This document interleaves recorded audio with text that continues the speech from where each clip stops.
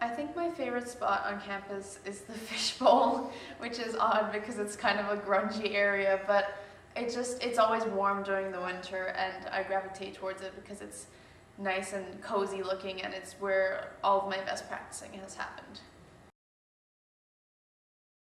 How was your recital?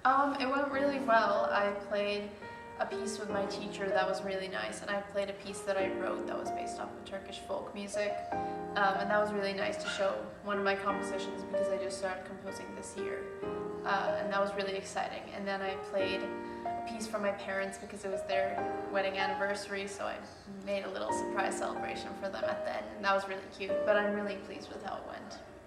Can you give us one word to describe it? I think unexpected, because I feel like a lot of people don't know that basses can play the repertoire that I did play, so I think that it was a surprise for many people. Can you tell us one of your concert anecdote?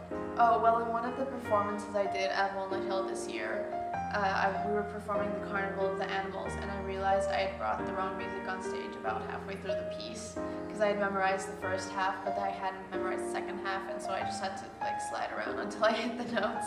What is one advice you would give for younger artists?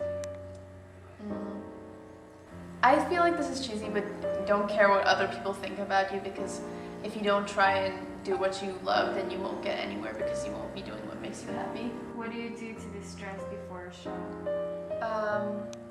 I always take 3 deep breaths and close my eyes right before I play, and that really helps. And other than that, just getting pumped up and listening to good music and making sure you look your best, you feel your best, and that you're well rested and hydrated.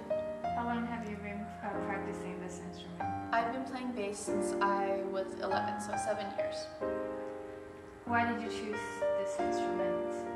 Well, I had to choose an orchestra instrument when I was in 5th grade, and no one else was playing the bass except for this really tall kid, and I was really short, and I just wanted to try it, and I loved it. What is one goal that you're determined to achieve in your lifetime?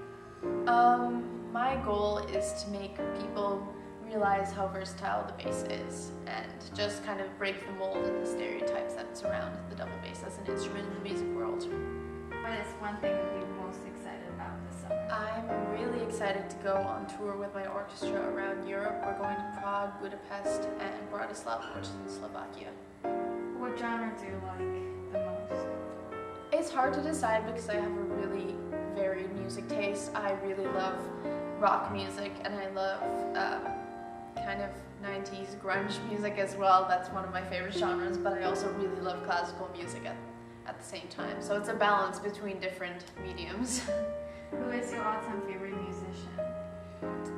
Well, it's tied between 2 people. I'm gravitated towards Gary Carr, who's a pioneer in the solo double bass music world, and he really introduced the idea that the bass can play solo music in the 60s, and he broke through so many barriers and molds, and he's one of my favorite artists. But at the same time, one of my other favorite artists is Jacqueline Dupre, who was a cellist in the 60s, and she was just amazing. She had such an emotional sound that I connect with so much. In college, I will be studying double bass performance, and I want to get a really strong technical background, and then I want to get a strong orchestral background and just become a more complete player. But I also want to keep that solo aspect of me strong. Are you a morning person or a night person? I am a morning person.